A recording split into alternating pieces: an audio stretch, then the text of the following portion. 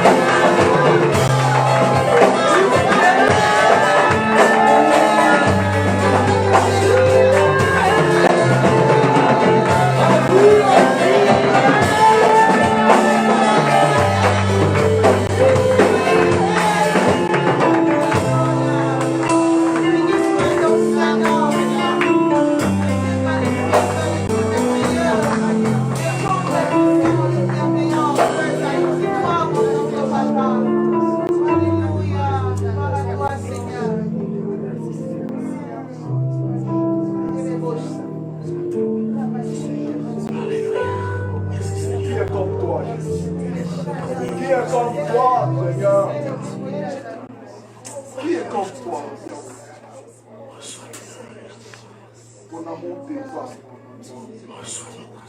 Oh, reçois le chant de mon cœur, Seigneur. Reçois l'expression de mon amour pour toi, Jésus. Ton âme se déploie.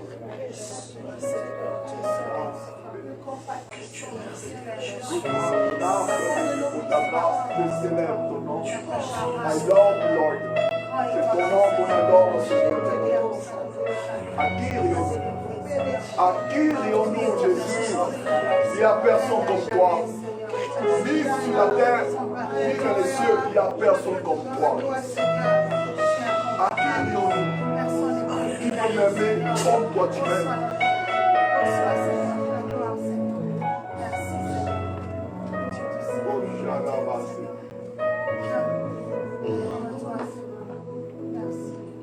Bien-aimé, j'aimerais que ce matin, pendant qu'on chante ce cantique, réalise que sans l'amour de Dieu, tu n'es rien.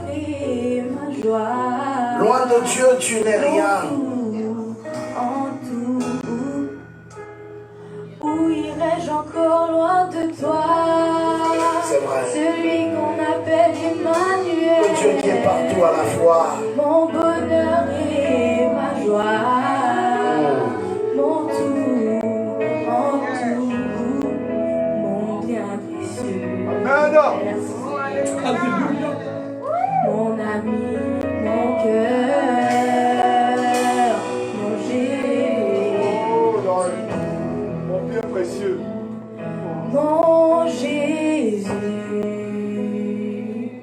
Mon Jésus. Mon Jésus. Je n'ai point d'autre que toi, Seigneur. Mon Jésus. Mon Jésus. Mon Jésus. Toi, Seigneur. Mon Jésus. Mon Jésus. Mon Jésus. Je n'ai pas d'autre que toi, Seigneur. Ton amour en moi demeure, ta présence en moi demeure, je t'appartenir. Oh, Shalabas. Comme un sceau dans mon cœur, soit gravé le nom, et c'est Jésus. Où irais-je encore loin de toi? C'est toi qu'on appelle Emmanuel. Mon bonheur et ma joie, en tout, mon bien précieux et personnel, Oh, mon Shalabas. amour, mon frère, mon Jésus. Chantons ça, Mon Jésus. Mon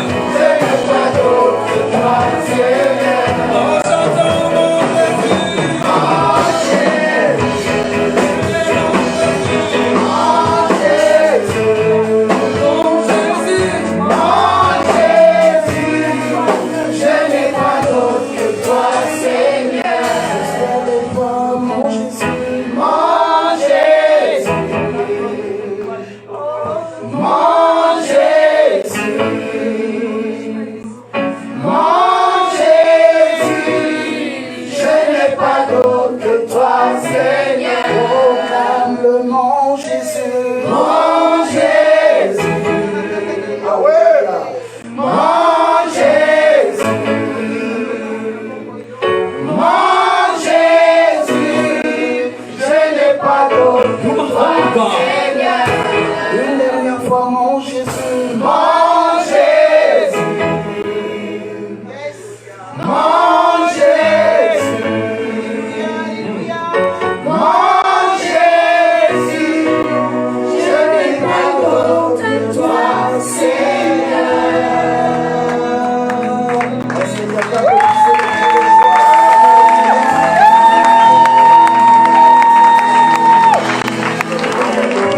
Permets, tu peux faire plus que ça.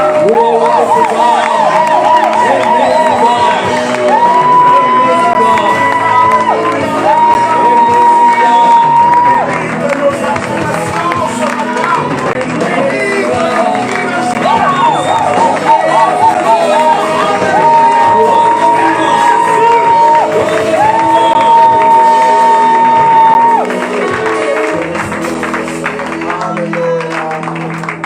Amen. Que le Seigneur vous bénisse.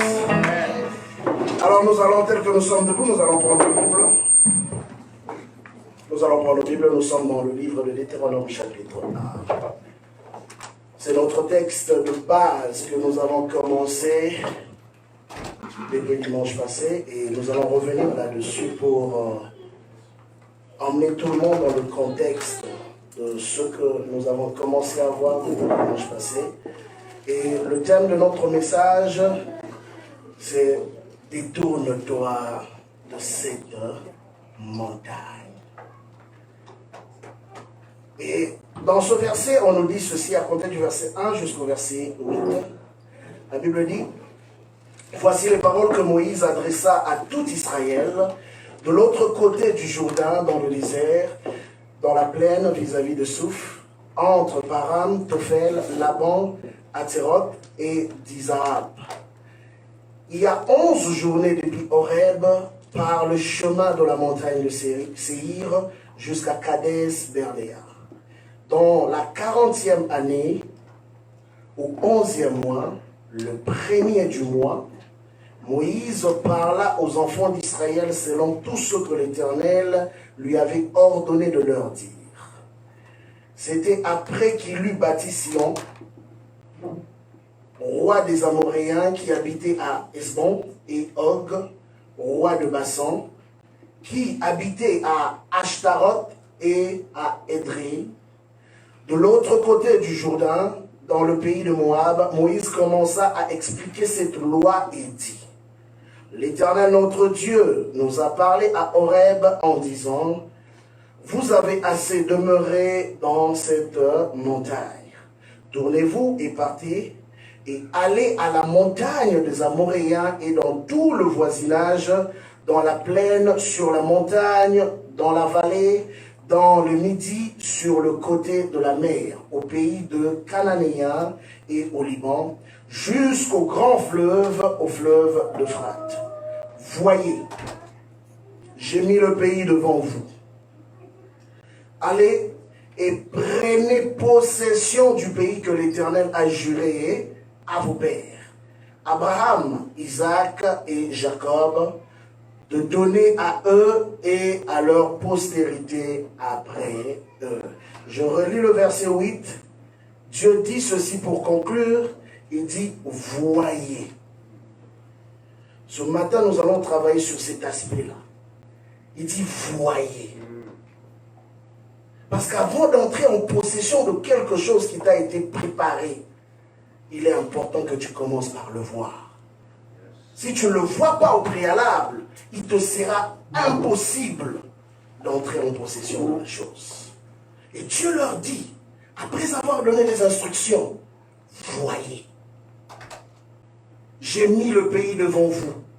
Allez et prenez possession du pays que l'Éternel a juré à vos pères, Abraham, Isaac et Jacob, de donner à eux et à leur postérité après eux. Seigneur, je prie pour ta parole ce matin. Parle-nous. Révèle-toi, Seigneur, et Emmène-nous encore dans tes profondeurs. Au nom puissant de Jésus que nous avons ainsi prié. Nous disons tous Amen. Amen. Gloire au Seigneur, nous pouvons reprendre place. Nous avons vu dimanche passé que ce passage de la Bible, c'est au soir de la vie de Moïse. En fait, c'est même au soir de l'entrée dans la terre promise à Canaan. Mais il est arrivé à un moment donné dans le parcours des enfants d'Israël de commencer à s'habituer à des endroits qui n'étaient pas des endroits appropriés pour leur destinée. C'était simplement un parcours. C'était simplement une étape par laquelle ils devaient passer, mais l'objectif final n'avait jamais été de rester stationné ou parqué sur une montagne quelconque ou sur une autre ville quelconque, excepté la ville de leur destination ou de leur prédilection qui était le pays de Canaan. Mais à un moment donné, après avoir marché pendant près de 40 ans, on commence à s'habituer à un style de vie qui semble être notre vie, mais qui en réalité n'est pas supposé être notre vie. Parce que quelqu'un qui a fait 40 ans en vivant les mêmes choses, ou les mêmes événements, ou les événements semblables, finit par croire que la vie ne s'arrête que par ce qu'il a eu à vivre. Et c'était ça le problème. Au soir même de l'entrée dans la promesse, ils ont commencé à se contenter à vivre à un endroit qu'on a appelé la montagne. Et pendant 2 années de leur vie, ils ont vécu à cet endroit. Et comme j'ai expliqué la fois passée, et je crois fermement qu'il y en a eu qui ont eu des enfants là-bas. Il y en a eu qui avaient construit des tentes. Et c'était devenu normal pour eux, peut-être que Canaan, c'était à cet endroit-là. Mais à un moment donné, Dieu va parler à Moïse. Il dit, va dire à ce peuple que ce n'est pas là-bas que je leur ai destiné. Mais ils sont restés longtemps sur cette montagne et ils ne veulent plus bouger. Demande-leur de se lever et d'aller vers le pays de leur destination. Et bien aimé, nous avons expliqué la fois passée d'une manière imagée. Ici, c'était le parcours physique de ces hommes. Mais chaque homme dans sa vie fait face à des montagnes. Et la montagne d'une personne à une autre peut être différente d'une autre. Et nous avons énuméré quelques points essentiels pour emmener tout le monde à comprendre que il y a différents types de montagnes auxquelles nous faisons face. Parce que la vérité, c'est que nous n'avons pas grandi au même endroit, nous n'avons pas eu à faire les mêmes expériences, nous n'avons pas eu à connaître les mêmes gloires ou encore les mêmes catastrophes. Un enfant qui a grandi dans des territoires comme Sarajevo réfléchit d'une manière différente aussi. Sarajevo, c'est un endroit où, dans les débuts 90, il n'y avait que des guerres et des guerres. Et un enfant qui est né, grandi dans un endroit où chaque jour il entend des crépitements d'armes, a une mentalité qui est différente. Un enfant aussi qui a grandi dans une maison où il y a des querelles a aussi une mentalité différente. Un enfant qui a grandi là où il y avait la quiétude, la paix, a aussi une mentalité différente. Un enfant qui a grandi là où il y avait l'argent ou le manque, ils sont aussi différents. Alors nous avons cité quelques points par rapport aux montagnes auxquelles nous faisons face. Chaque personne d'une manière différente. Et la première des choses que nous avons énumérées, nous avons parlé des blessures. Les blessures occupent la première place. Pourquoi? Parce que la meilleure façon de détruire ou de bousiller la vie d'une personne, c'est de le blesser. Et Salomon nous enseigne dans le livre de Proverbes, en nous disant qu'un frère blessé est pire que toute une armée. Et en psychologie, on dit toujours qu'un homme blessé blessera aussi toujours. Parce qu'on ne peut donner que ce qu'on a reçu. Voilà pourquoi quand Jésus parle dans le livre de Luc 4, il dit, l'Esprit du Seigneur est sur moi, car il m'a oint pour guérir ceux qui ont le cœur brisé. Pourquoi? La partie la plus sensible dans la vie de l'homme, c'est son côté émotionnel. Et l'ennemi sait que s'il arrive à atteindre une personne au niveau émotionnel, il contrôle aussi sa vie. Il contrôle ses actions. Et j'ai expliqué l'autre fois pour dire que la plupart des personnes que nous traitons d'être des mauvaises personnes ne sont pas nécessairement au préalable des mauvaises personnes. Certains ne font que réagir par rapport aux mauvaises choses qu'ils ont eu à subir ou par rapport à un manque d'une chose qu'ils n'ont pas reçue. J'ai donné plusieurs exemples de l'une de prostituées que j'avais croisée un jour en lui prêchant l'évangile, qui m'a répondu d'une certaine manière, simplement parce que pour elle, le fait qu'elle avait été violée, la vie ne représentait plus rien pour elle. La dignité, ça n'existait plus. Nous voyons certains enfants aujourd'hui, qu'on appelle les enfants de la rue. Ils sont devenus des enfants de la rue parce qu'un jour, on leur a chassé de la maison maternelle. Soit, comme nous connaissons dans certaines religions, on a dit qu'ils étaient des sorciers. Et les parents ont dit qu'on ne veut plus de toi. Ou encore, après la mort des parents, la famille est venue ravir les biens. Et on a mis tous les enfants dehors. Ils se sont retrouvés dans la rue. Et on les traite de sorciers. Mais ne sachant pas qu'est-ce qui les a conduits à devenir des enfants de la rue. Tout ça pourquoi? Parce qu'un jour, il y a eu quelque chose qui s'est passé dans leur vie. Et cette chose peut devenir une montagne qui peut bloquer la destinée de toute une vie. Je me rappelle encore, un jour, on faisait une délivrance. On était dans une veillée de prière. À un moment donné, pendant qu'on était en train de prier, le Saint-Esprit a commencé à se manifester. Une personne qui était au milieu de nous a été touchée. Et les manifestations démoniaques ont commencé. Et on a commencé la délivrance. Bien aimé, c'était de minuit jusqu'à presque 4 heures du matin. Mais les démons ne partaient pas. Les démons se manifestaient, mais les démons ne partaient pas. Alors à un moment donné, tu te dis, mais qu'est-ce qui se passe? Malgré toute la puissance qui est descendue ici, les démons se manifestent, les démons crient, mais les démons ne partent pas. À la fin, Dieu me dit, arrêtez de prier pour elle. Va lui poser la question. Qu'est-ce qui se passe dans son cœur? Il y a des choses qu'elle doit libérer. Bien aimé, j'arrête tout le monde. J'appelle la soeur à côté. Je dis, ce n'est pas normal. Avec l'onction qu'il y a ici, là, tu étais supposé être délivré depuis longtemps.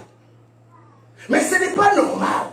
Après près de 4 heures, plein de manifestations comme ça, les démons ne partent pas.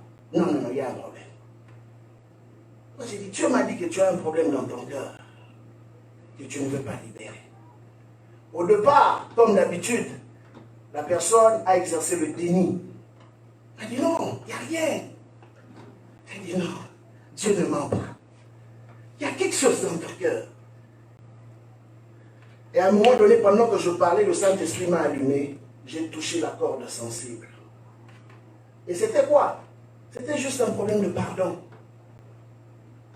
Elle a été rejetée dans son enfance. Par qui? Par son père. Et depuis toute sa vie, elle avait gardé rancune contre son père, qu'elle n'a jamais pardonné. Mais bien aimé, allez-y comprendre. C'était une personne qui venait à l'église. C'était une personne qui chantait. Beaucoup de talent. Mais son seul problème, c'est la rancune. Elle n'avait jamais pardonné et elle avait refusé de pardonner. Père, mais tu peux prêcher l'amour comme tu veux. Mais elle te regardera. Elle te dira, oui, je peux pardonner tout le monde. Mais ça là, oublie ça. Ça, c'est ma montagne. Et vous savez qu'il y a des personnes eux-mêmes qui décident d'ériger leur propre montagne. Ça là, elle avait décidé de ne jamais laisser partir. Et à cause de ça, vous vous imaginez combien de vies peuvent être hypothéquées. À cause de ça, toute sa vie avait été bloquée. Parce qu'en réalité, quand tu refuses de libérer quelqu'un, ce n'est pas la personne qui souffre, c'est toi qui souffres. Quelqu'un avait donné une illustration un jour. Et les prisonniers, et les geôliers, tous passent leur temps.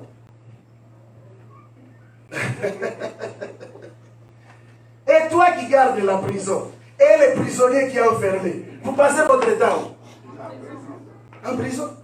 Donc quelque part, et toi qui as enfermé quelqu'un dans ton cœur, tu es encore prisonnier que la personne que tu as enfermée.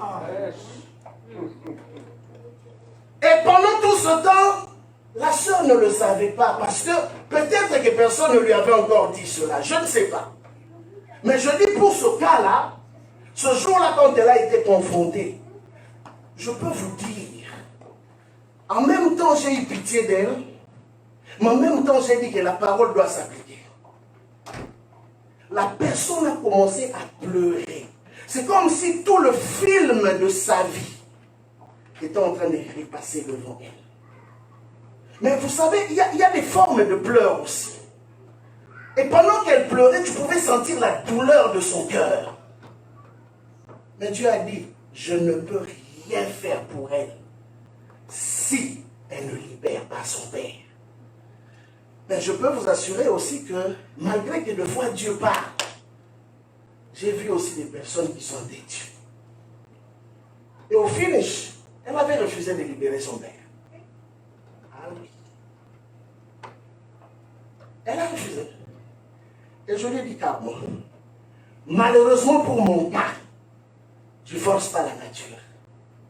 Comme tu as refusé de libérer, mon onction aussi devient limitée. Je ne peux plus rien faire pour toi. Donc pour elle, elle pensait que Dieu pouvait la comprendre dans sa douleur. Dieu pouvait l'accepter. Vous savez bien aimé, quand Jésus enseigne la prière, Jésus dit quelque chose de très important. Il dit, pardonne-nous nos offenses, comme nous aussi, nous pardonnons à ceux qui nous ont fait pareil. Donc aussi longtemps que toi et moi, nous ne pardonnons pas à ceux qui ont eu à nous faire du mal.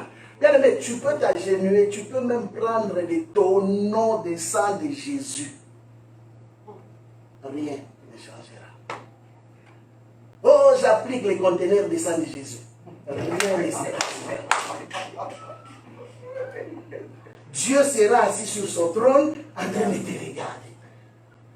Et tu vas te poser la question, mais comment ces démons-là, j'ai commencé à les chasser depuis, ils ne parlent pas. Même les démons ont un droit légal en ces moments-là de te tourmenter.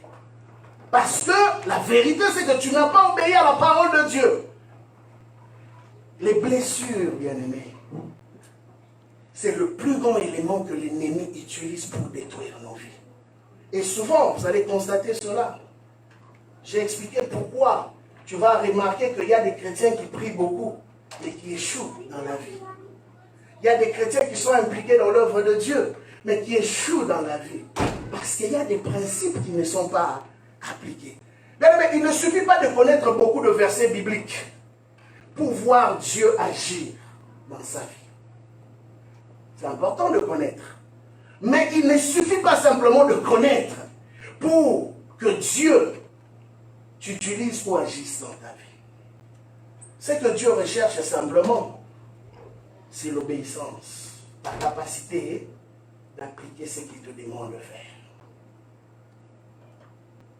J'ai vu des chrétiens rancuniers. Des chrétiens qui ne pardonnent pas. Vous savez, j'étais surpris par moments, même jusqu'à présent, des fois je vois des gens qui parlent en langue, mais qui sont plus rancuniers que les païens. J'ai vu les païens pardonner. Païens, il ne connaît pas Dieu, il ne vient pas à l'église. Mon lui a fait du mal, il pardonne. Mais j'ai vu des chrétiens qui disent, Wallah, toi là et moi là, fini, terminé. C'est vraiment fini, terminé. Jusqu'à la tombe. Pourquoi? Je me pose la question. Est-ce que la parole de Dieu n'a plus ses effets dans notre cœur? C'est parce que quelque part, dans certains domaines, Dieu nous laisse le choix. Il y a des choses que le Saint-Esprit ne fera pas pour toi. Il y a des choses que Dieu ne fera pas pour toi. Il va te donner la parole, mais c'est à toi maintenant de les prendre et de les appliquer dans ta vie. Bien-aimé, tu vas constater une chose. Ça, c'est une vérité. Je l'ai expérimenté. Quand tu pardonnes les gens, tu es en paix. Mais quand tu ne pardonnes pas, j'ai vécu ça, bien-aimé. Je parle des choses que je connais. Quand on cite seulement le nom de la personne, hey, ça monte. C'est comme s'il y a quelque chose qui veut sortir de la bouche. Mais par moment, tu te retires, tu dis, je suis chrétien. Ça ne peut pas sortir. Mais, tu vas comprendre.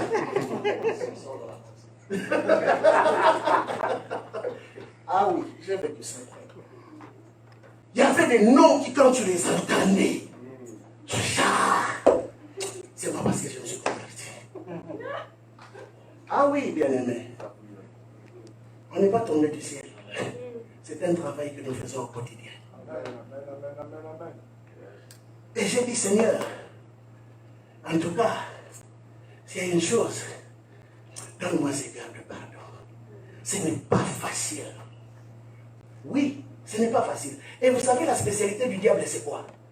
C'est de prendre un bon miroir et de le mettre juste devant toi. Quand tu lèves ta tête, même après la prière, tu vois les images et tu entends les paroles de ce qu'on a prononcé contre toi.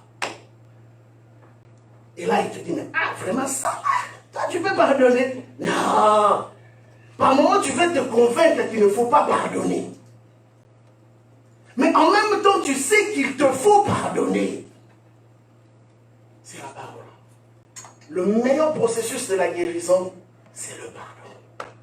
Voilà pourquoi Jésus-Christ à la croix, la première de toutes les paroles qu'il a eu à prononcer, il dit ceci: Père, pardonne-leur, car ils ne savent pas ce qu'ils font. Ah, ok, frère, moi je te mets un clou dans les doigts, dans ta main. Je prends un marteau, je frappe, et tu me dis que je ne sais pas ce que je fais. Hein? Qu'est-ce que Jésus voulait dire par là? Ils étaient consciemment conscients de ce qu'ils faisaient. Vous savez, il y a des personnes qui t'insultent, mais qui t'insultent dans le but de te faire tellement mal. Il te fait des choses pour te pousser à réagir. Et il n'attend que ça. Et à la fin, il va te dire, toi aussi, pasteur, toi aussi, regarde comment tu agis. Et vous savez, souvent les gens, la meilleure façon de nous avoir, c'est comme ça. Un pasteur, est-ce que toi aussi, pasteur, tu peux réagir comme ça? Donc, pasteur, lui, il va prendre le même tour, hein? Vient frapper seulement à la joue droite, il va donner sur la joue droite. Faites attention. Je connais un pasteur qui a emmené quelqu'un dans son sous-sol. Hein? Un fidèle là qui voulait se prendre pour Rocky Balboa.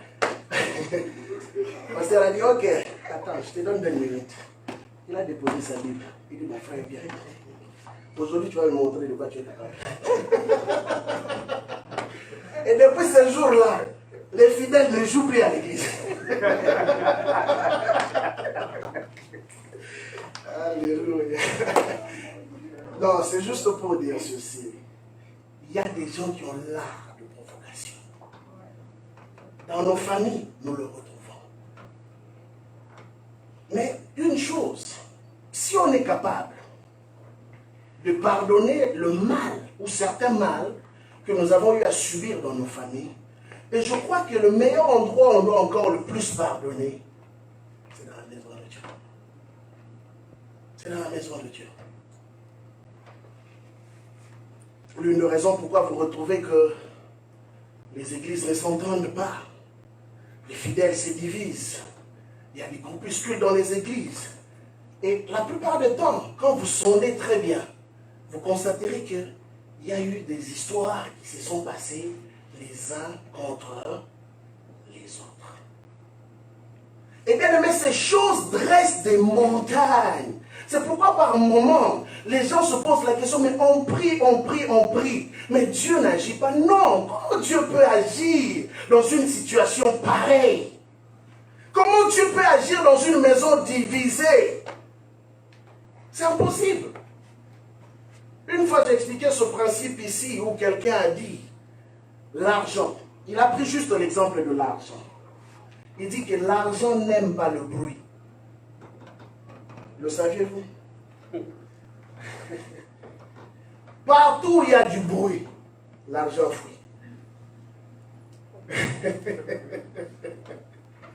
Là où il n'y a pas d'entente, là où il y a des conflits, il y a des fuites d'argent. Ah oui. Parce que ce sont des portes qui permettent à l'ennemi de venir voler ce que vous avez. Voilà pourquoi le diable aime les conflits. Voilà pourquoi le diable aime les mésententes. L'homme ne s'entend pas avec sa femme. Et il se bat pour n'importe quoi, pour n'importe... Eux là, ils ne peuvent jamais s'asseoir et parler normalement. Ça finit toujours par la discussion. Sachez-le, la bénédiction ne peut pas s'asseoir là. La bénédiction aime là où il y a la paix. Je vais expliquer ça ce matin. Vous allez comprendre maintenant le principe de Psaume 133. Pourquoi la Bible insiste dans Psaume 133 qu'il est doux, qu'il est agréable pour de frères de demeurer. J'aime plus cette version qui dit unis ensemble. Pourquoi? La suite, je saute. C'est là que Dieu fait quoi? Il envoie. La bénédiction écoute la voix de Dieu. Et la bénédiction aime là où il y a l'unité. Là où il n'y a pas d'unité, la bénédiction ne vient jamais. Voilà pourquoi vous allez constater que là où les églises sont divisées, Dieu n'agit pas.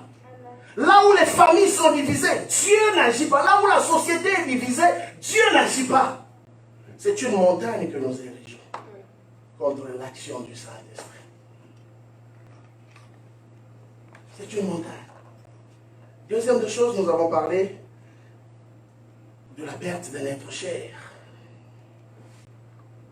Quelqu'un qui peut-être a eu à perdre un père, une mère, un mari, une femme, un enfant, et qui n'arrive pas à comprendre pourquoi cela est arrivé, pourquoi seulement moi, peut développer une forme d'émotion contraire à la volonté de Dieu pour sa vie, et cela peut devenir un obstacle à son avancement. Troisième de chose, nous avons parlé du racisme et du sectarisme. Le racisme, nous connaissons cela aujourd'hui, l'affaire des Noirs, des Blancs, des Jaunes, tout ce que vous voulez. Et le sectarisme, j'ai beaucoup insisté sur l'aspect où les gens se côtoient selon le milieu d'où ils viennent. Sans le vouloir, c'est un esprit sectaire, où ils se sentent plus à l'aise parce que lui vient de mon pays, parce que lui parle ma langue, parce que lui il a la même couleur de peau. Bien sûr, ça c'est le racisme.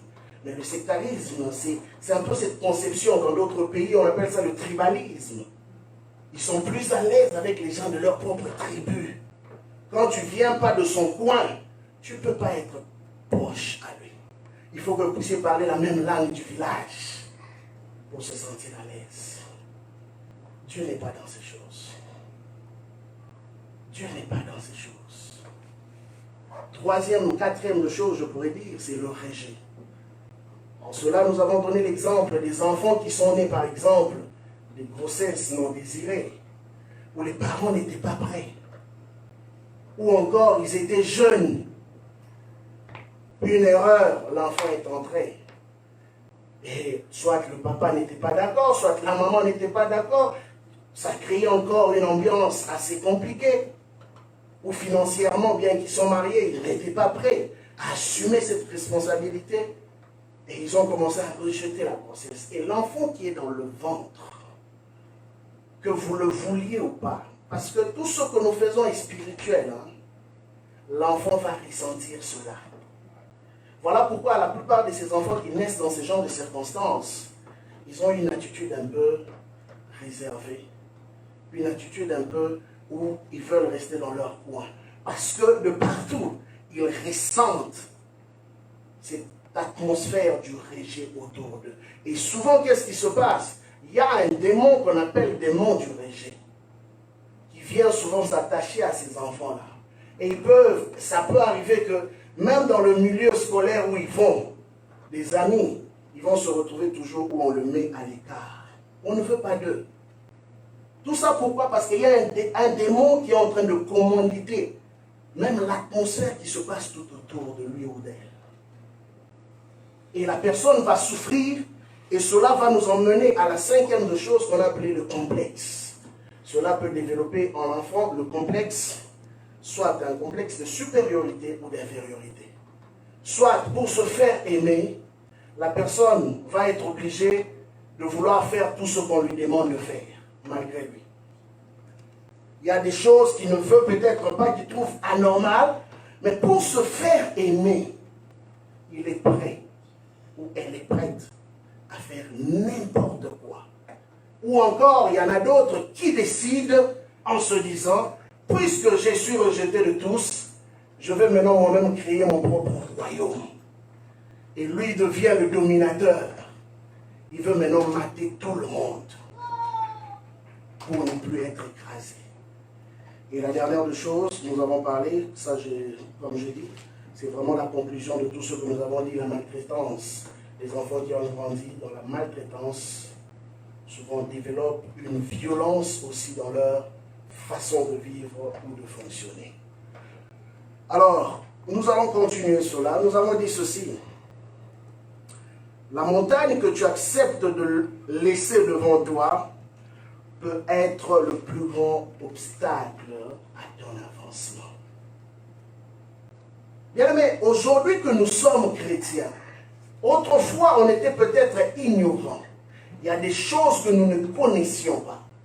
Mais aujourd'hui que nous sommes enfants de Dieu, en marchant avec le Saint-Esprit, il y a des choses que le Saint-Esprit commence à nous révéler dans notre marche. Il y a des choses que le Seigneur nous demande d'abandonner ou de laisser tomber. Aujourd'hui, nous n'avons plus d'excuses devant le Seigneur. Hier, oui, mais aujourd'hui, tu n'as plus d'excuses. Ce qui fait que, à chaque fois que tu avances avec le Seigneur, la Bible dit, vous connaîtrez la vérité et la vérité vous affranchira.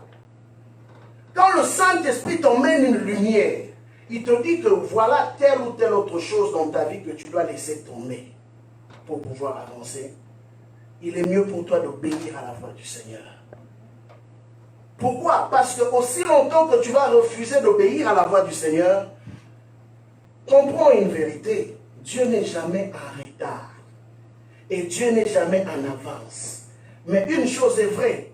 L'homme qui ne comprend pas le fonctionnement de Dieu peut être en retard. Tu peux retarder ce que Dieu a prévu de faire dans ta vie. Vous savez, il y a un homme qui m'a surpris dans sa marche. L'un des grands prophètes de la Bible.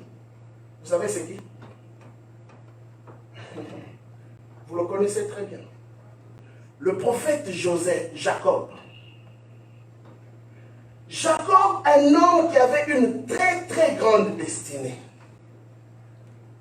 Ça c'est moi, je peux me tromper, mais c'est moi. Après avoir étudié la Bible, je crois que l'un des retards de Jacob fut sa détermination à vouloir épouser Rachel. Parce qu'il tenait tellement à Rachel qu'il était prêt à travailler encore 7 ans de plus. Et il s'est retrouvé en train de gaspiller 20 années de sa vie à travailler, non pas pour son bénéfice à lui, mais pour le bénéfice de quelqu'un d'autre. Mais la grande surprise, c'est quand le pharaon lui pose la question, quel est ton âge? Une question aussi simple. Jacob pouvait simplement lui donner son âge. Mais écoutez ce que Jacob va dire à cet homme.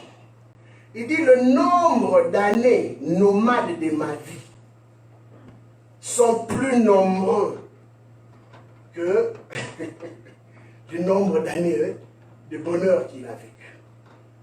Jacob a réalisé qu'il a passé une plus grande partie de sa vie en étant instable.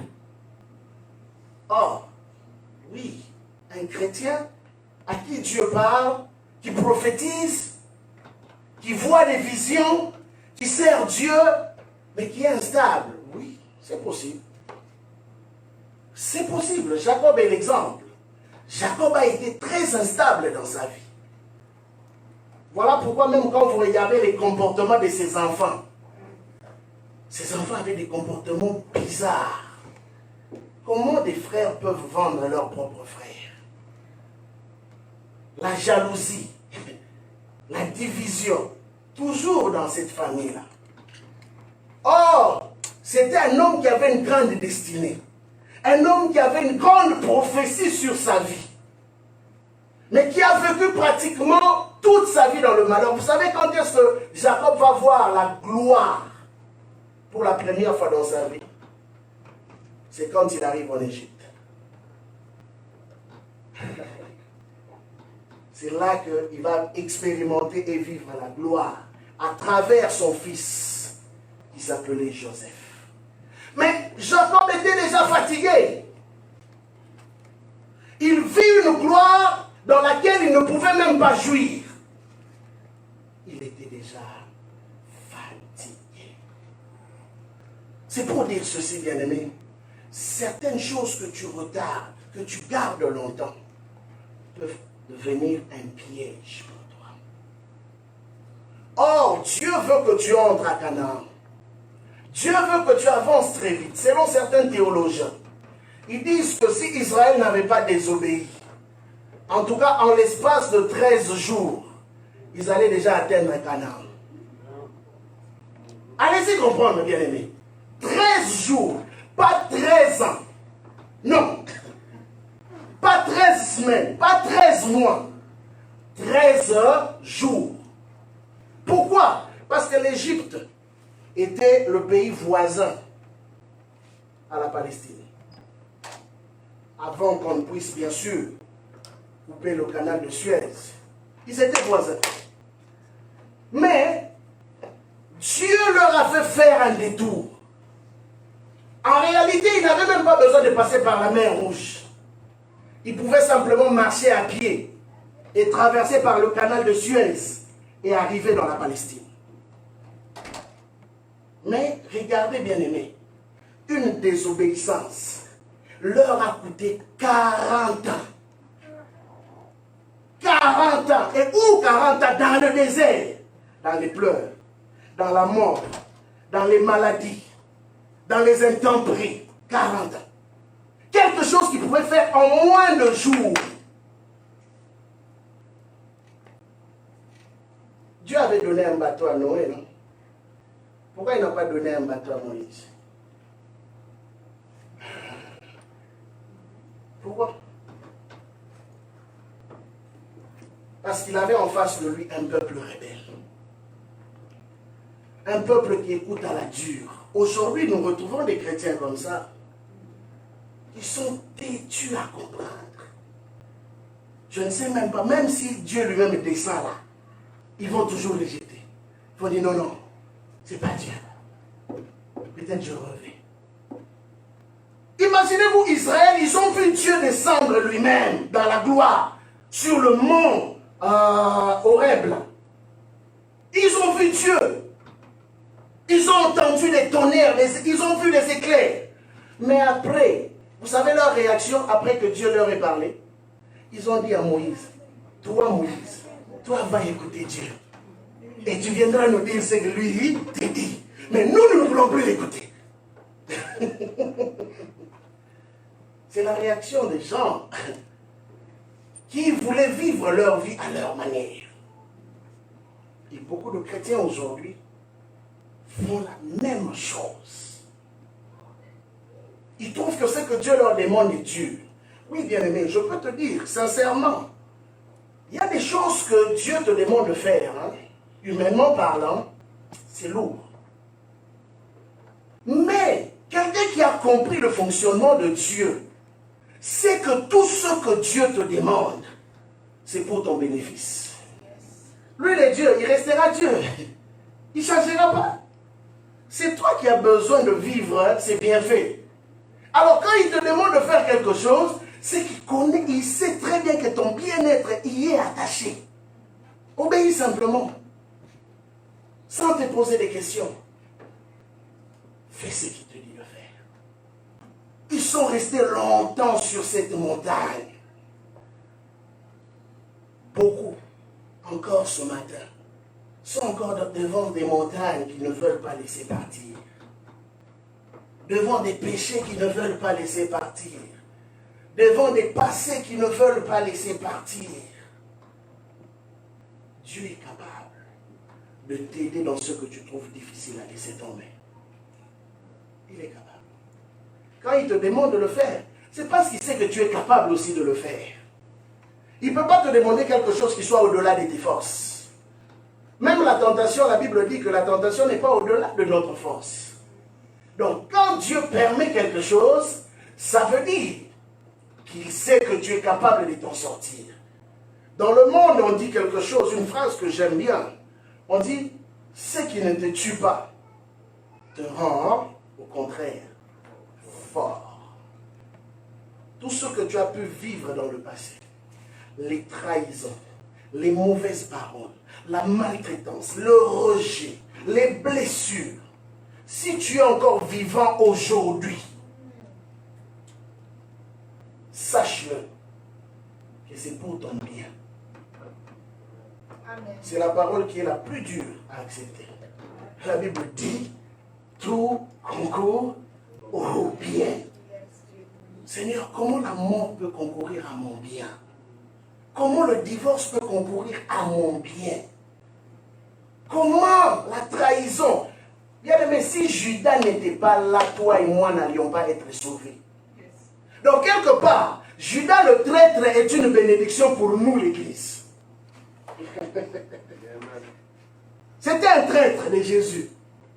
Mais pour nous aujourd'hui, Judas était la plus grande bénédiction sur la terre qui puisse exister.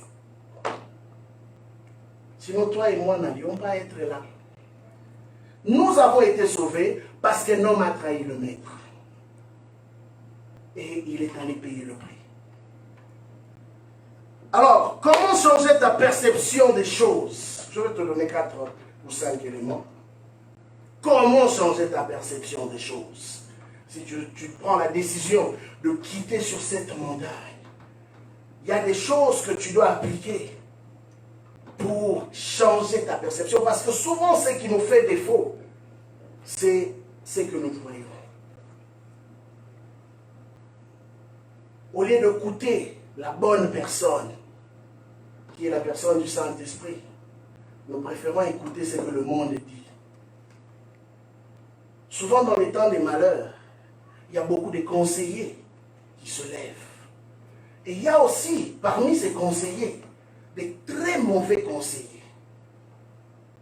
Ah oui, je me rappelle pendant une période sombre de l'église là, il y a des gens qui me disaient, il y a même, vous savez, même dans les choses de Dieu, il y a vraiment des gens qui sont comme, comment on peut appeler Yankee en français? Ils sont combien?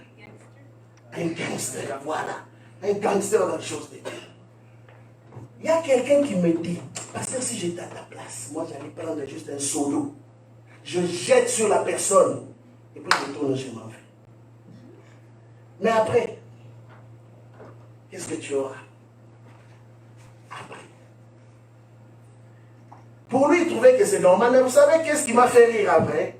La même personne, quand il commence l'église, il n'a pas été capable de gérer l'église au point d'abandonner l'église. Parce qu'il a réalisé que diriger les gens n'était pas la chose aussi facile qu'on pouvait le penser. Alors, bien aimé, Dieu dit à Israël, voyez. Et je me rappelle même quand moi-même je priais, je disais à Dieu, tu vois ce que ces gens-là ont fait. Rends-le la monnaie de leurs pièces. Et Dieu me disait, non, je ne fais pas de cette prière. Toi, au contraire, prie pour son âme. J'ai appris ça à Dieu. Mais Dieu m'a dit ça, prie pour son âme. Et je voyais des gens parler, par-ci, par-là. Et dans la ville de Montréal, ça parlait de partout. Mais Dieu m'a dit, tais-toi et prie. Comment tu peux prier dans ce genre de circonstances? Comment? Bien aimé, par moment, je venais juste à genoux là. Je n'ai même pas ouvert ma bouche. Les larmes ont commencé à couler.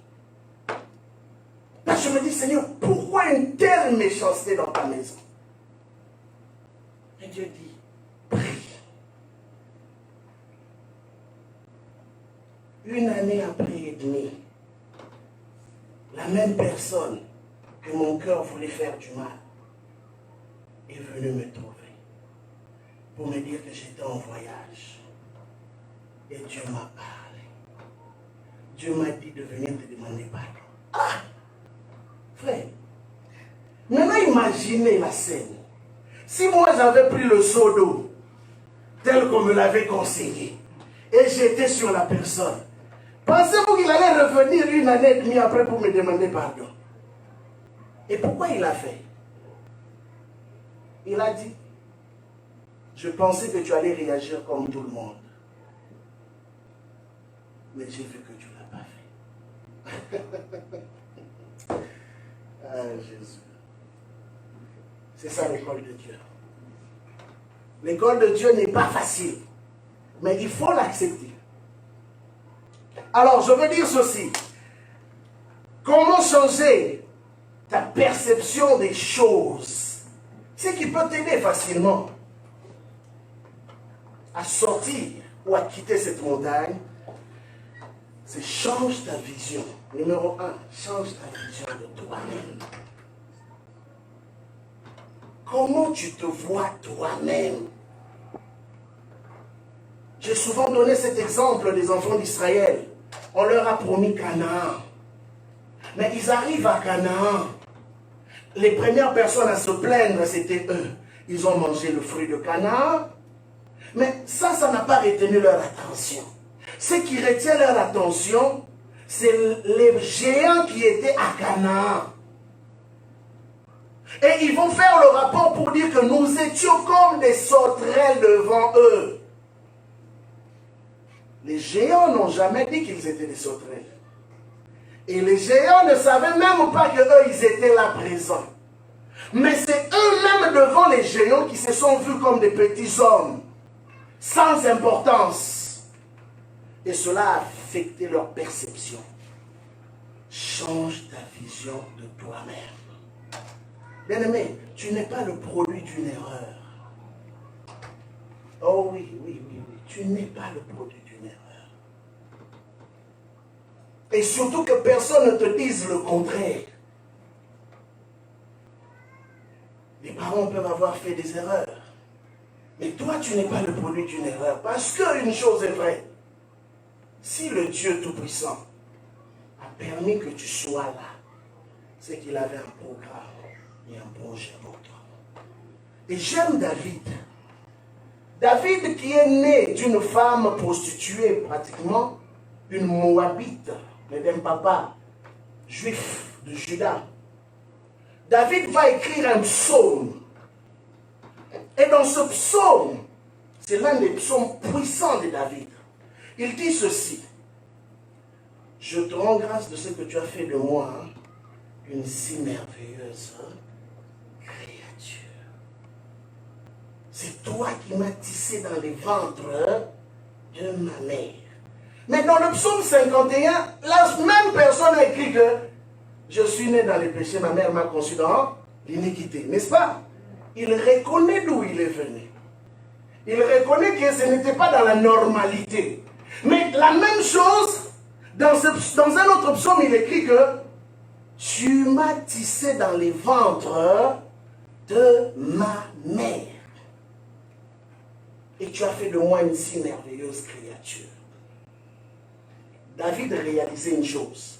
L'erreur pouvait être l'erreur de ses parents, mais lui n'était pas le produit de l'erreur.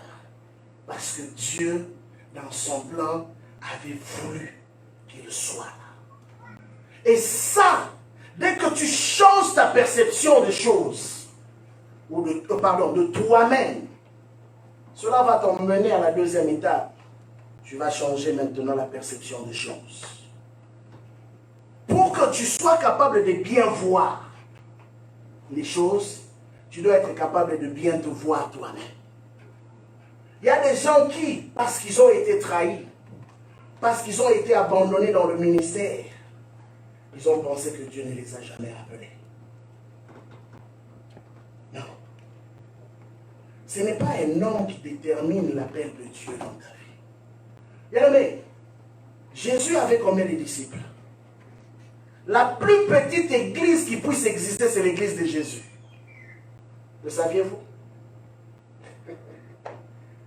C'est l'église de Jésus. Et dans cette église, hormis les 120, il y avait 12 seulement qui étaient formés pour devenir des leaders. 12. Et dans ces 12, un a trahi. Donc en réalité, Jésus a laissé une église de 11 personnes formées, leaders. 11. Mais bien aimé, aujourd'hui cette église a impacté le monde entier. Parce qu'en réalité, Jésus n'était pas influencé par ce que les hommes faisaient. Jésus, ce qu'il influençait, c'était sa vision. Qu'est-ce qui t'influence? Qu'est-ce qui influence tes actions? Bien aimé, tu peux arriver à un endroit où personne ne refuse de t'ouvrir la porte. Ils ne sont pas obligés de t'ouvrir la porte. Tu peux arriver à un endroit où tout le monde te ferme la porte. Oui, c'est de leur droit. Mais une chose est vraie. Pour que tu atteignes le sommet de la montagne, tu dois apprendre à te battre. Et pour se battre, tu dois connaître qui tu es et qu'est-ce que tu as. Beaucoup ont échoué simplement parce qu'ils n'ont pas eu des modèles. Bien aimé, ce matin, ou cet après-midi, j'aimerais te dire une chose. Si autour de toi, tu n'as pas eu des modèles, sois le modèle. Amen. Si tu n'as pas eu de modèle, sois le modèle. Bien aimé, Samuel n'avait pas de modèle. Le grand prophète Samuel, il est né dans une circonstance où dans la maison même de Dieu, il y avait l'immoralité. Il n'y avait personne pour l'apprendre comment prier, comment rester proche à Dieu. Mais bien aimé, c'était la sémence en lui qui a plus travaillé dans son être. Amen. Amen. Toi, quand tu viens à l'église, tu trouves personne. Ah, il n'y a personne, moi si je rentre. Bien aimé, les saluts étaient individuels. Hein? Ah oui. Nous nous battons pour la couronne.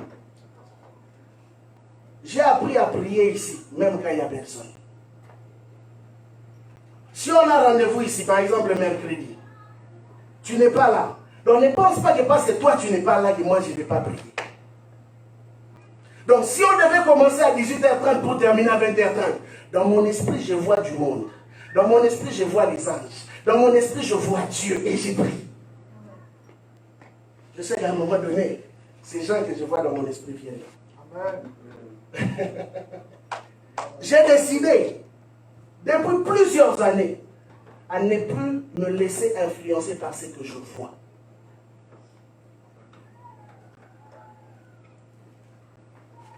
Pourquoi? Beaucoup se sont arrêtés dans la course parce qu'ils ont regardé autour d'eux. Si Pierre avait été resté focusé sur Jésus, il n'allait jamais s'enfoncer dans l'eau. Mais la Bible dit que pendant qu'il marchait vers Jésus, sur l'eau, la tempête, le vent ont soufflé encore très fort. Et Pierre a décidé de regarder à gauche et à droite.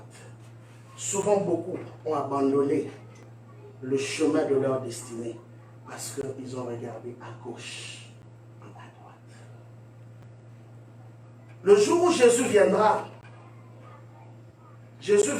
pour chaque personne individuellement.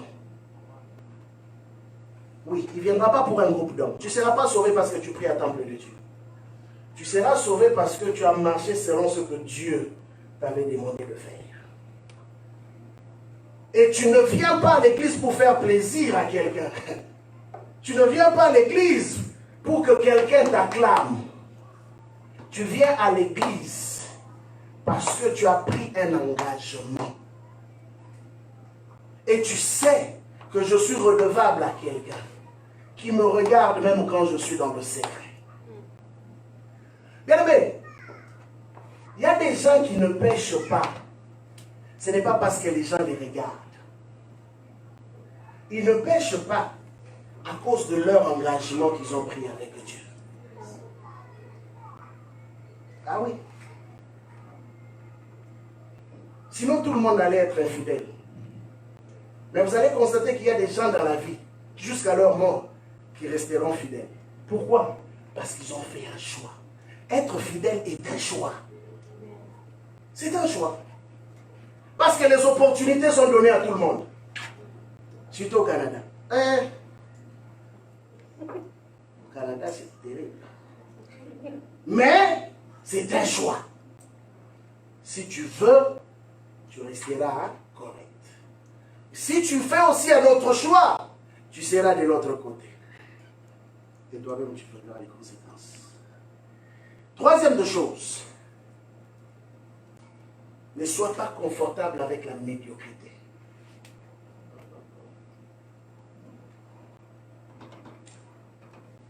Il y a quelque chose que j'avais constaté, et je remarque souvent chez les chrétiens.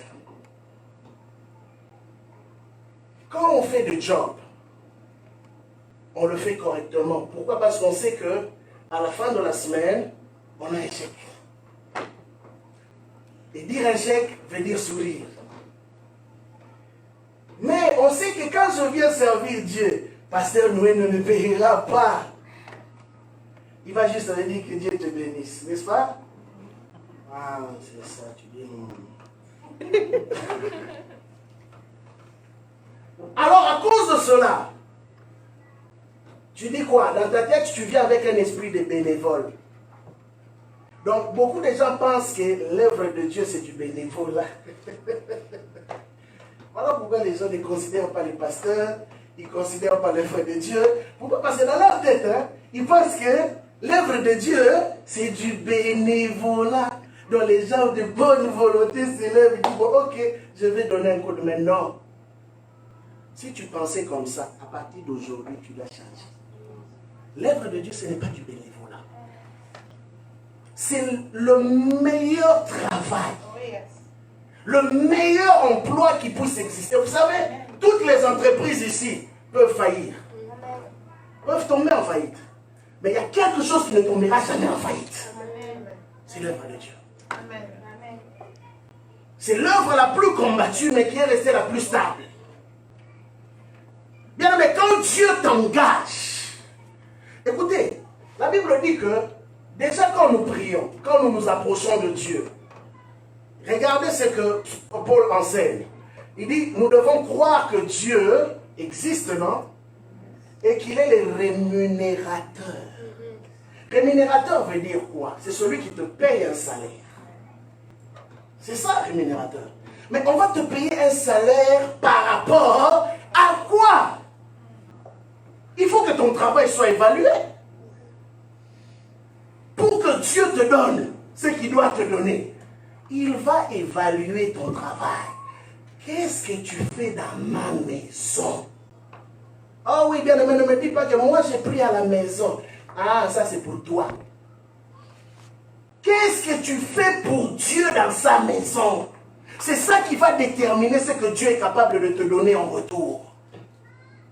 Beaucoup ont dit, ah, c'est juste l'œuvre de Dieu. Bon, ok, comme c'est l'œuvre de Dieu, j'embellis ma maison, mais l'œuvre de Dieu peut avoir des lumières qui gigent. Quoi encore? La friperie, on achète les chaises, comment on appelle ça? Seconde main. C'est pas grave, Dieu va comprendre, c'est la volonté. Et là, on va te donner toutes les philosophies possibles. C'est l'intention qui compte. Toi, l'intention, toi, là, va acheter friperie. Tu ne le fais pas. Tu choisis les grands magasins pour aller acheter tes propres habits. Tu choisis tous ceux qui ont les meilleurs pour toi. Mais quand il s'agit de Dieu, là, même pour sortir un peu d'argent, il y a un problème. Là, pour donner ton 100%, il y a un problème. Bien, mais tu peux même aller aux études. Étudier comment on organise les choses pour apporter cette expertise-là dans l'œuvre de Dieu. J'ai vu des personnes prendre des cours de lumière. Je dis juste lumière. Pour savoir comment on peut éclairer le stage de l'église. Il y a des gens qui ont pris des cours de caméra pour savoir comment filmer et monter des vidéos pour l'église. Bien, mais il est important de savoir que les choses de Dieu ne doivent pas être des choses faites d'une manière bric-à-brac. On se réveille le matin. Bon, ok, on fait quoi aujourd'hui? Bon, ok. Pasteur va prêcher, on va chanter. Bon, toi, tu vas te tenir à la porte. Toi, tu... Non. La médiocrité, c'est quelque chose que Dieu ne supporte pas. La Bible dit, maudit soit celui qui fait l'œuvre de Dieu avec négligence. Bien aimé, je préfère encore que tu aies des problèmes avec ton boss, bien que je ne t'encourage pas à les faire. Mais si tu as des problèmes avec Dieu, parce que simplement tu ne considères pas son œuvre à sa juste mesure, tu sais que tu peux bloquer même ta vie, même la vie de ta progéniture. Imaginez-vous David en train de danser pour Dieu. David dansait tellement, tout le monde était dans la joie, juste parce que sa femme l'a méprisé. Dieu a décidé de la rendre stérile. Juste la danse. Danse, pas autre chose. Elle est devenue stérile toute sa vie. Parce qu'elle n'a pas compris la valeur de Dieu. Elle a élevé le roi plus que le roi de rois. Elle a dit, comment toi, un roi, peux-tu danser de cette manière devant des subalternes? Dieu a dit, ah, donc tu penses que David est plus que moi? Alors je vais te montrer qui je suis. Elle est devenue stérile. Bien aimé, il est important que quelqu'un qui entre en ce lieu sente que, waouh, est-ce que ces gens-là, ils vivent dans quelle planète? Si Salomon a convaincu les gens à son époque, ce n'était pas parce qu'il avait l'onction qui faisait tomber. D'ailleurs, eux, à leur époque, ils ne connaissaient pas cette onction-là. L'onction qui faisait tomber, qui faisait parler les démons, ils ne connaissaient pas ça. Il n'a jamais fait ça de toute sa vie. Mais une chose qu'il avait, l'art de l'organisation. Et cette organisation lui a valu l'attraction même des gens de l'extérieur, même des bénédictions. Bien aimé, tu ne peux pas imaginer juste servir Dieu, qu'est-ce que cela peut t'apporter. Mais quand je dis servir Dieu dans l'excellence, et je crois que le mot d'ordre qu'on s'est donné cette année au début, c'était la performance. Juste servir Dieu dans l'excellence peut t'ouvrir des portes inimaginables. Aujourd'hui, quand nous entrons à l'église, nous voyons les chaises que vous avez achetées. On bénit le Seigneur. On voit le travail qui est en train d'être fait. On bénit Dieu. Mais bien aimé, nous devons monter encore plus haut. Nous ne devons pas rester là, dans la satisfaction de dire que oui, on a fait ça, c'est fini. Non, il y a encore plus que ça. Parce que quand vous allez ailleurs, vous voyez comment les choses sont organisées, ça vous donne le goût de travailler encore plus. Et si eux, les humains comme nous, sont capables de donner l'excellence, le meilleur dans l'œuvre de Dieu, pourquoi pas nous? Pourquoi pas nous? Moi, je suis contre cette pensée où on dit que les francophones, au niveau de l'évangile, ça ne marche pas. Non, bien aimé, il faut qu'il y ait un groupe de francophones qui puisse démontrer au monde le contraire. Que nous avons compris la place de Dieu. L'œuvre de Dieu n'est pas du bénévolat. Bien aimé, il y a des gens qui ont ramassé, je dis bien ramassé, des bénédictions juste à cause de leur fidélité. Alors à partir d'aujourd'hui, ne te dis plus jamais que l'œuvre de Dieu c'est du bénévolat. Parce que tous ceux qui servent Dieu finissent par avoir un salaire. Alors si Dieu ne te paye pas bien, ne te plains pas. Ça veut dire que ton travail ne l'a pas satisfait. Si tu veux que Dieu te paye bien, alors fais les choses comme il se doit, de tout ton cœur. Donne le meilleur de toi-même. Viens avec les idées. Dis-toi non, il faut qu'on avance dans tel ou tel autre aspect. Et moi-même, je serai l'exemple de cela. Je veux donner le plein maximum dans cela. Et tu vas voir, Dieu se servira de toi comme canal de bénédiction. Et non seulement qu'il se servira de toi comme canal de bénédiction, mais Dieu te bénira aussi en abondance.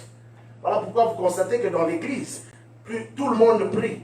Mais il y en a qui sont bénis et il y en a qui ne sont pas bénis. Il y en a qui sont heureux, il y en a qui ne sont pas heureux. Mais nous prêchons la même Bible. Comment tu m'expliques ça? Le même évangile que vous recevez, il y en a qui sont bénéficiaires de cela et qui sont contents, mais il y en a d'autres qui continuent à pleurer. Ce n'est pas normal. Quatrième de chose, c'est croire que Dieu accompagne tes actions.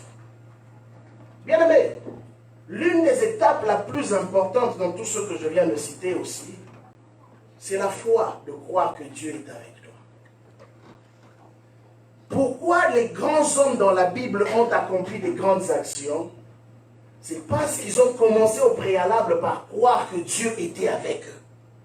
Et j'aime bien les Écritures, parce que la plupart du temps, la Bible mentionne que Dieu était avec lui. Voilà pourquoi tous ceux qui touchaient prospéraient. Dieu était avec lui et ne laissait tomber aucune de ses paroles. Parce que Dieu défend toujours sa cause. Dieu ne peut jamais laisser tomber son serviteur ou sa servante. Dieu ne peut jamais laisser tomber ses enfants. Jamais.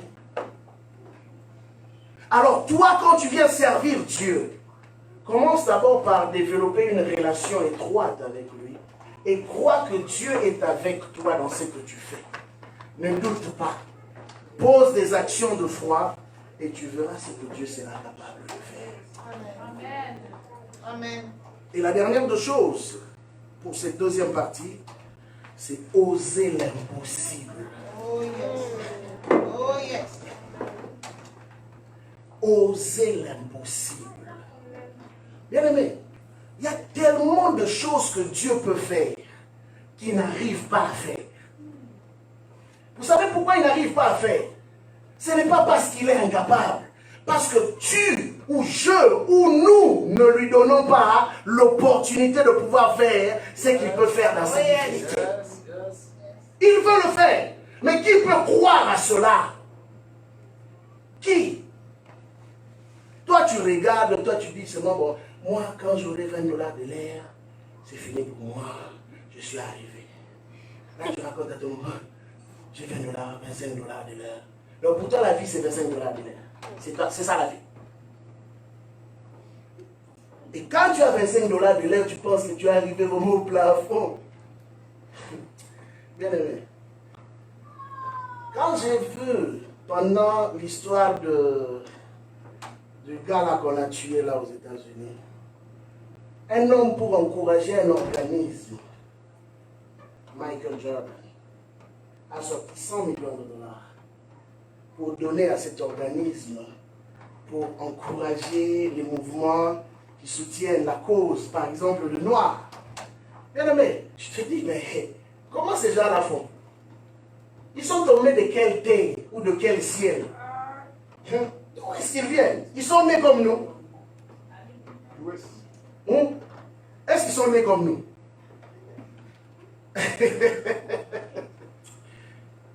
Et facilement comme ça, il n'a pas réfléchi.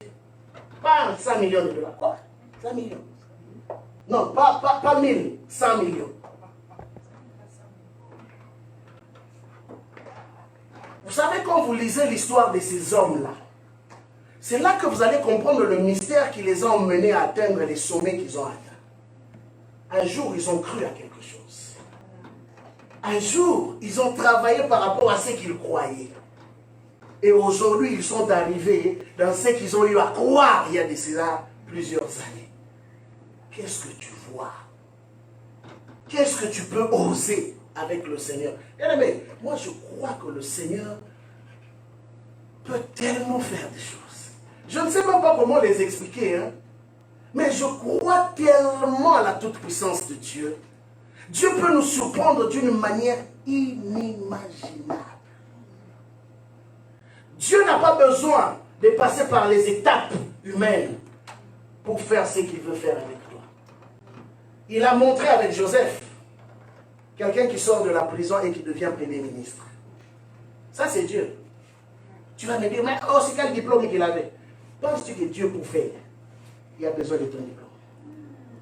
Combien de diplômés n'en sont jamais arrivés? Penses-tu que Dieu a besoin de ça? Si tu as un diplôme, gloire à Dieu. Mais j'aimerais te dire une chose. Quand Dieu fait son choix, tu peux contester comme tu veux. Malheureusement pour toi, tu seras toujours perdant. Il fait ce qu'il veut avec qui il le veut. Amen. Voilà pourquoi si tu es enfant de Dieu, là je crois que ce matin je parle aux enfants de Dieu. Si tu es enfant de Dieu, bien aimé, marche avec une vision de l'impossible. Quand Dieu a dit, vous allez prendre la terre de Canaan, Dieu était conscient de quelle race d'hommes habitait Canaan. Et quand ils ont dit que réellement nous étions comme des sauterelles, ils n'ont pas menti. C'était la vérité. Mais Dieu voulait simplement élever leur niveau de foi. Parce que tout ce que Dieu te donnera ne sera pas toujours facile. Mais pas facile humainement, mais facile dans la divinité. Parce que quand Dieu a parlé, il a déjà fait. Yes. Amen. Et Dieu savait que rien et absolument rien ne pouvait empêcher sa vision pour son peuple. Même si vous êtes incrédule. Mais regardez comment Dieu fonctionne. Dieu s'est choisi quand même une race parmi eux qui n'ont pas réagi comme eux. Mais pour être capable d'entrer dans la promesse. Parce que la promesse devait à coup sûr s'accomplir. Voilà pourquoi, bien aimé, quand tu doutes de ce qu'on est en train de dire, quand tu doutes de ce que Dieu promet, bien aimé, tu vas être de ceux qui vont saluer ces choses de loin. Ah, j'étais là. Bien aimé, je prie que tu ne sois pas de ceux qui diront, j'étais là. Oh. J'aimerais que tu entres avec nous. Parce que nous allons y arriver. Et ça, je le sais. Nous allons y arriver. Ose l'impossible. Qu'est-ce que tu peux voir? Oui, brise un peu ces limites de montagne qui sont devant toi, qui te disent que non, pour toi là, tu ne peux pas. Dis-lui aujourd'hui, montagne, aujourd'hui je t'aplanis. Parce que le Seigneur m'a appelé pour de grandes choses. Est-ce que tu peux prier avec moi ce matin? Est-ce que tu peux prier avec moi? Nous allons acclamer le Seigneur.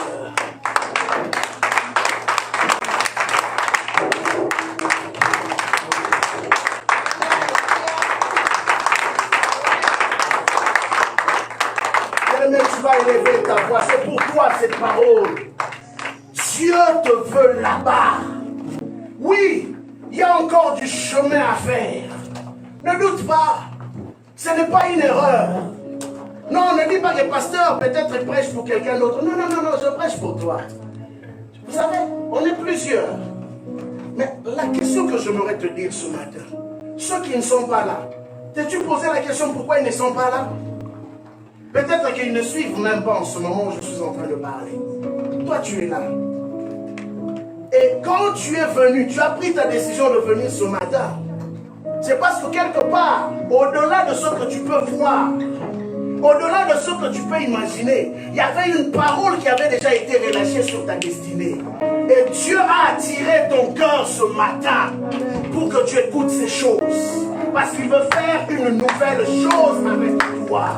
Oui, il veut le faire. Cette montagne va tomber. Tu ne sortiras pas de ce lieu. Oh, avec cette même montagne devant toi, ta famille va être libérée. Tu ne sortiras pas de ce lieu dans la même dimension. Bien-aimé, j'aimerais que tu élèves ta voix et que tu commences à déclarer, que tu commences à parler. Oui, vois grand. Dieu est un Dieu de l'impossible. Il va le faire avec toi. Élève ta voix, commence à prier, commence à prier, commence à prier. Élève ta voix, prie, prie, prie.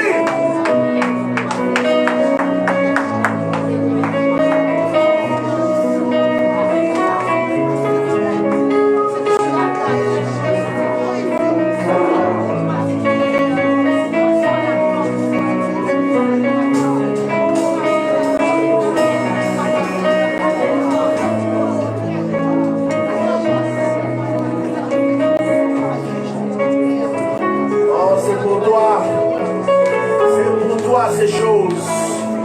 Dieu est capable. Non, il n'y a pas eu d'erreur. Il n'y a pas eu d'erreur. C'est pour toi. Alléluia. Oh, ce temps a été prévu pour toi. Ce temps a été prévu pour toi. Car Dieu veut te faire entrer dans une nouvelle phase dans ta vie. Médiocrité.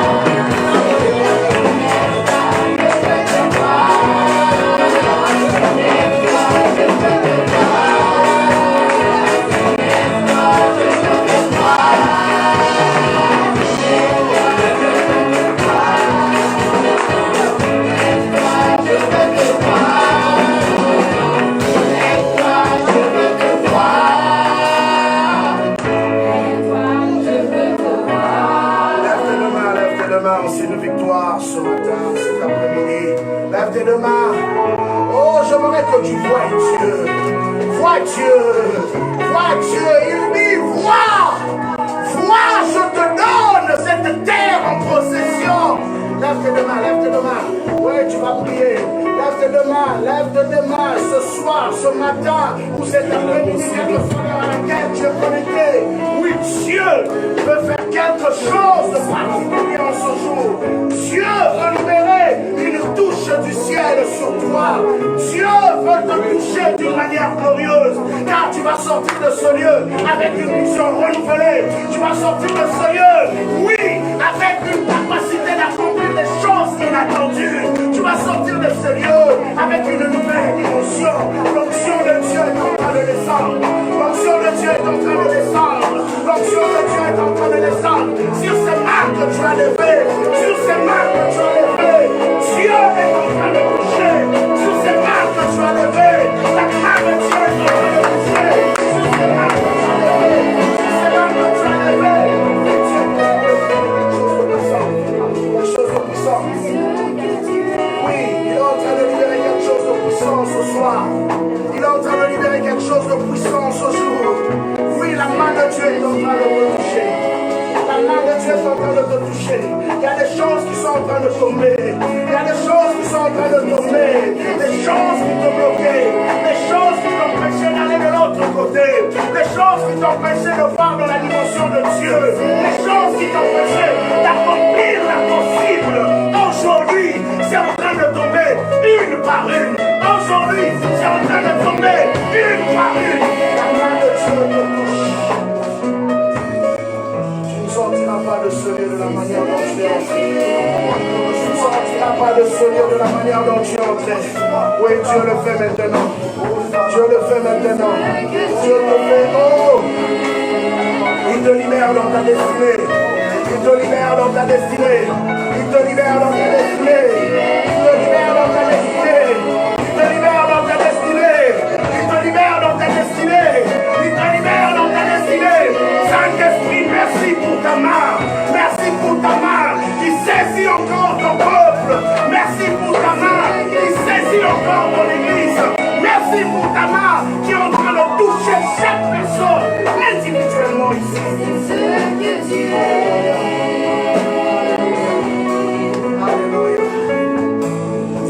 Alléluia, merci Saint-Esprit pour ce que tu relâches de grand. Nous sortirons de ce lieu rempli de ta puissance, rempli de ton autorité, rempli, Yahweh, de ta gloire, rempli, Seigneur, de ta divinité. Merci parce que tu le fais maintenant. Merci parce que tu le fais.